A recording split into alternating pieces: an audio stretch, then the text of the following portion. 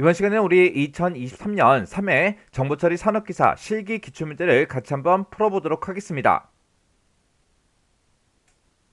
다음 이제 테이블이 있대요. 우리 커스터머라는 그 테이블인데 그 테이블에서 우리 학년 그레이드라는 그 속성을 우리 중복 없이 검색하는 SQL문을 우리 처리 조건을 이제 준수해서 작성해라. 그렇게 이제 문제가 나왔습니다.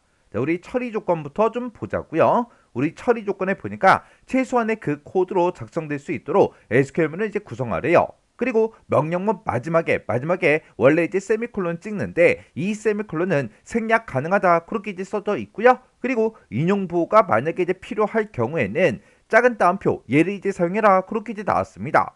그러면 우리 이제 커스터머 요 이제 테이블을 보니까 지금처럼 네임이다, 우리 이제 컨트리다, 그리고 그레이드다라고 해서 이렇게 이제 세 개의 속성으로 그렇게 이제 구성이 되어 있죠. 그 중에서 우리 이제 학년 속성을 이제 검색하겠대요.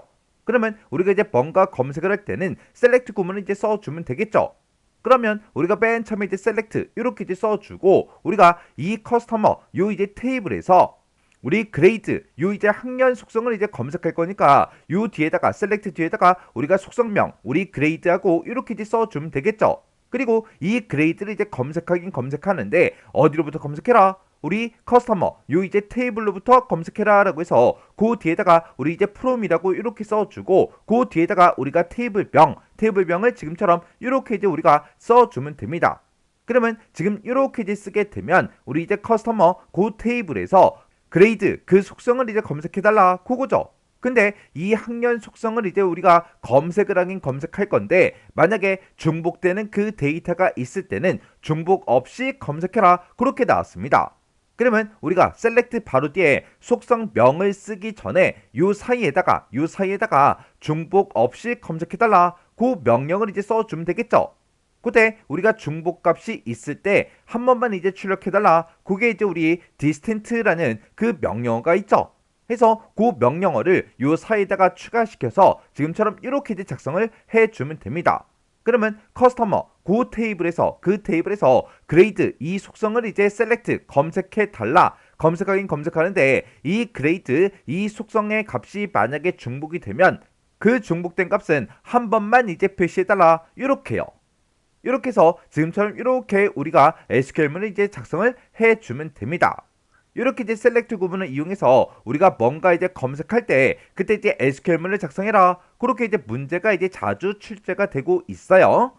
그러면 우리 이제 요 셀렉트 구문 요거 이제 형식 좀 살펴보고 지나가자고요. 셀렉트다라고 하게 되면 얘는 이제 검색할 때 사용하는 거죠. 얘의 기본 형태가 select from where이요. 해서 select가 나오고 from이 나오고 where이 나오고 해서 얘가 기본 형이고요. 거기서 이제 중간에다가 이제 order by해서 정렬도 시킬 수 있고요.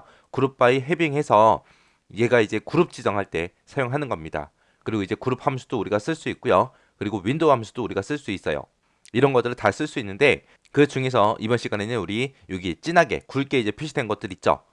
요 기본 형식에 대해서 살펴보고 회색으로 표시된 부분은 이제 다음 섹션에서 이제 같이 공부하도록 하겠습니다.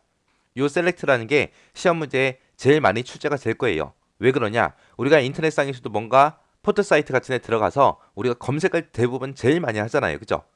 그것처럼 우리 실무에서도 가장 많이 사용되는 그런 SQL 명령어가 우리 select라는 요 명령어입니다. 그래서 요 select 명령어는 정확하게 여러분들이 기억하시고 지나가셔야 돼요. 자, 그럼 이제 굵게 표시된 부분이 있죠. 그거 이제 자세히 한번 살펴보도록 하겠습니다. 자, 맨 처음에 이제 select라는 절이 있었죠. 그 select 절이요. select 절에서 그 뒷부분에다가 predicate라고 해서 우리가 검색을 해서 가지고 올 때 불러올 튜플의 수를 제한할 때 그때 사용하는 명령어를 기술하는 부분이 predicate고요. 거기서 쓸 수 있는 게 all이라는 게 있고 그 다음에 distinct라는 게 있고 그 다음에 이제 distinct row라는 게 있고 이렇게 있습니다. 여기서 all이라는 거는 모든 튜플을 전부 다 검색해라 라고 지정할 때 이제 사용하는데 얘는 이제 주로 생략을 하고 우리가 제일 많이 사용을 해요. 그 다음에 이제 distinct는 이제 중복된 튜플이 있을 때 중복된 데이터가 있을 때 그거는 이제 첫 번째 한 개만 검색해라 그런 의미로 사용되는 거고요. 그 다음에 얘는 이제 뒤에 row가 붙었죠. row다라고 하게 되면 얘는 이제 행이죠. 그래서 튜플 전체를 대상으로 하는 거예요. 그래서 중복된 튜플을 제거하고 한 개만 검색을 해요. 한 개만 검색을 하긴 하는데 뭘 대상으로 한다? 튜플 전체를 대상으로 그렇게 해주는 게 우리 distinct row요. 그리고 이제 그 뒷부분에다가 이제 우리가 속성명, 이제 필드명을 쓰는 거죠. 그래서 내가 검색하고자 하는 그 필드명, 그 속성을 이용해서 수식을 지정하는 게 우리 속성명이요. 여기서는 이제 내가 테이블에 들어있는 모든 속성을, 모든 필드를 다 검색하겠다라고 했을 때는 우리가 주로 요 별표를 써서 모두 다 불러오면 되고요. 내가 특정 속성만 불러오겠다라고 했을 때는 그 속성명을 우리가 써주면 됩니다. 근데 만약에 내가 한 개 테이블에서 검색을 하는 거랑 이제 여러 개 테이블에서 검색하는 거랑 달라요. 내가 만약에 여러 개 테이블에서 내가 특정 항목을 내가 불러오겠다라고 했을 때는 앞에다가 테이블명을 써주고요. 뒤에다 속성명 이렇게 써주면 됩니다. 그때 이제 테이블명하고 속성명하고 구분하기 위해서 중간에 점을 찍어서 우리가 표시를 해서 가지고 와요. 만약에 내가 검색을 하긴 하는데 지금처럼 만약에 여러 개 테이블에서 만약에 우리 학생이라는 테이블이 있고 그 다음에 성적이라는 테이블이 있을 때 특정 학생의 내가 성적을 보고 싶어요. 이 학생이라는 테이블에는 뭐 이름도 있고 학번도 있고 여러 가지가 있겠죠. 그리고 이 성적이라는 테이블에는 뭐 학번이라는 것도 있을 거고 그 다음에 각 과목별로 이제 성적들도 다 있을 거고요. 그 다음에 뭐 총점도 있고 그 다음에 뭐 평균도 있고 여러 가지가 있을 거예요. 그 중에서 나는 학생 테이블에서 학생의 이름을 가지고 와라. 학생의 이름을 가지고 오고 그 다음에 이제 성적이라는 테이블에서는 평균을 가지고 와라. 이런 식으로 이제 여러 개 테이블에서 검색을 하고자 할 때는 지금처럼 이렇게 테이블 이름 쓰고 뒤에다가 점 찍어주고 그리고 속성명, 테이블명, 점, 속성명 하고 이런 식으로 작성하면 된다라고 그렇게 기억하시면 됩니다. 그리고 알리아스에서 AS라는 요 명령어를 우리가 쓸 수 있는데 얘는 이제 원래 가지고 있던 요런 필드의 제목이 있죠. 이름이다, 평균이다 이런 제목 말고 내가 다른 제목으로 그렇게 표시하기 위해 사용하는 게 알리아스라는 거예요.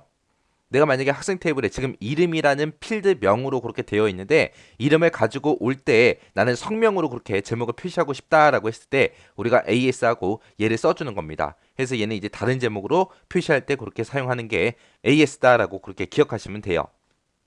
그 다음에 이제 프롬절이 있습니다. 프롬절이라는 거는 데이터가 어디에 들어있는지 그 테이블 명을 우리가 쓸 때 프롬 뒤에다 써주면 되죠. 그리고 where절이다 라고 하게 되면 where 뒤에는 이제 조건을 기술할 때 쓰는 거죠. 조건이 있으면 where절을 쓰는 거고 없다 그러면 안 쓰는 거죠. 그 다음에 이제 order by다 라고 하게 되면 얘는 이제 정렬하는 거예요. 정렬.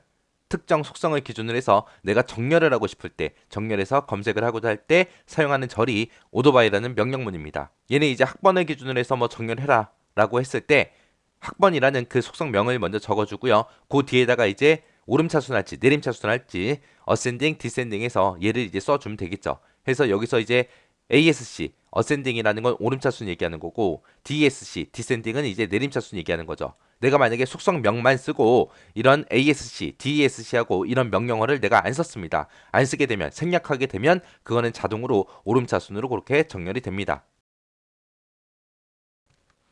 이제 select 구문에서 이제 윈도우 함수 쓰는 거 있어요. 윈도우 함수에서 그 뒤에다가 이제 오버라고 쓰고 파티션 바이라고 쓰고 그리고 속성명을 쭉쭉 적어주면 됩니다. 그리고 오더 바이 해서 이제 속성명을 쭉 적어서 이제 오름차순하겠다 내림차순하겠다 그런 것도 우리가 지정해 줄 수 있어요. 여기서 얘기하는 이 오더 바이라는 거는 이 파티션에서 이 속성을 나타낼 때 그때 그 안에서 이제 정렬하는 거고요. 이 오더 바이는 이 전체 데이터에 대한 그 정렬 방식이에요. 얘랑은 서로 다른 겁니다. 사용하는 방법은 똑같아요. 그래서 아래쪽에 있는 이 오더 바이는 전체 데이터를 기준으로 해서 정렬해 주는 거고 이 오더 바이라는 거는 이 파티션 바이 뒤에다 쓴 이 속성명 안에서 이제 정렬하는 그 방식을 보고 얘기하는 거예요. 자, 그다음에 이제 그룹 바이라는 게 있는데 그룹 바이 해빙 해서 얘는 내가 검색한 데이터를 이제 뭐 학년별로 묶어달라 아니면 과별로 묶어달라 그런 식으로 해서 그룹 지정할 때 쓰는 게 그룹 바이 해빙이요.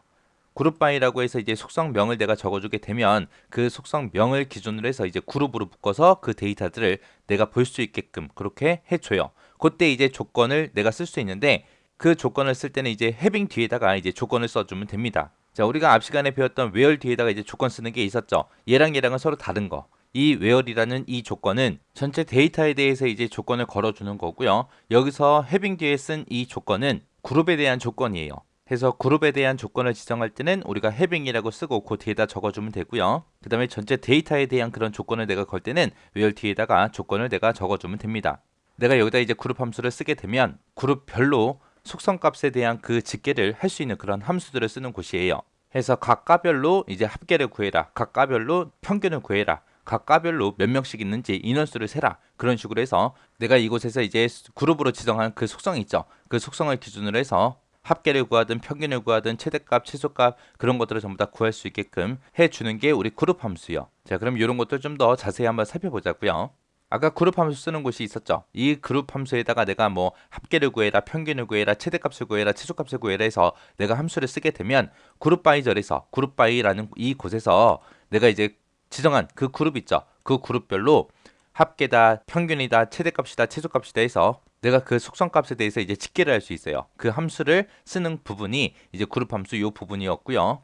그 다음에 그룹 바이다라고 하게 되면 그룹 바이는 특정 속성을 기준으로 해서 내가 이제 그룹화를 할 때 뭐 학년을 가지고 그룹화를 시켜라. 그렇게 해서 이제 1학년은 1학년들끼리, 2학년은 2학년끼리, 3학년은 3학년끼리 그렇게 각각 학년별로 내가 뭔가를 보고자 할 때 그룹 바이다 이제 써주는 거고요. 학과별로 내가 뭔가를 보고 싶다라고 했을 때 이 그룹 바이로 내가 묶어주면 됩니다.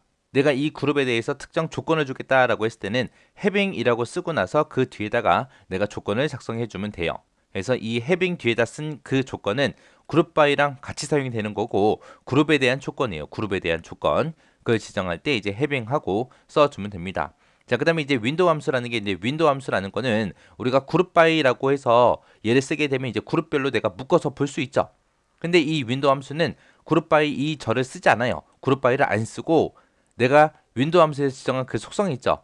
그 속성 값을 집계할 수 있는 그 함수를 기술하는 부분이 요 윈도우 함수 부분이요. 요 윈도우 함수 써주고요. 그 뒤에다가 이제 파티션 바이다, 오더 바이다 해서 이런 것들을 이제 쓸 수 있습니다. 파티션 바이다라고 해서 내가 쓰게 되면 윈도우 함수에다가 이제 내가 특정 함수를 쓸 거 아니에요. 그 함수에서 이제 뭘 가지고 이제 계산을 할 건지 이 함수가 적용될 그 범위로 사용될 그 속성을 지정하는 곳이 우리 파티션 바이 요 뒷부분이요.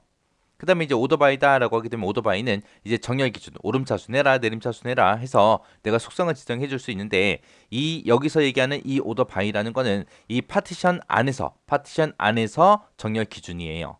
자, 그럼 요 윈도우 함수하고 그룹 바이저하고 요게 어떤 차이점이 있나 좀 보자고요. 내가 그룹 바이저를 이용해서 내가 학년별로 뭔가를 나타내라 해서 그룹 바이 학년이라고 써서 이런 식으로 이제 표현할 수 있습니다. 그러면 1학년은 1학년 데이터들 뭔가 이제 학계를 구해주고 2학년 학계 구해주고 3학년 학계 구해주고 해서 그룹으로 내가 묶은 이 학년에 대해서 1학년 거, 2학년 거, 3학년 거 이렇게 따로따로 볼 수 있는데 내가 윈도우 함수를 이용해서 내가 만약에 데이터를 집계하겠다라고 했을 때는 지금처럼 1학년 데이터가 다 나와요. 2학년 데이터도 다 나오고 3학년 데이터 다 나옵니다. 나올 때 그때 이제 합계가 150이다, 150이다, 180이다, 180이다, 100이다, 100이다 하고 이런 식으로 각각의 데이터들을 다 보여줍니다. 이게 이제 그룹 바이저리랑 윈도우 함수랑 가장 큰 차이점이요.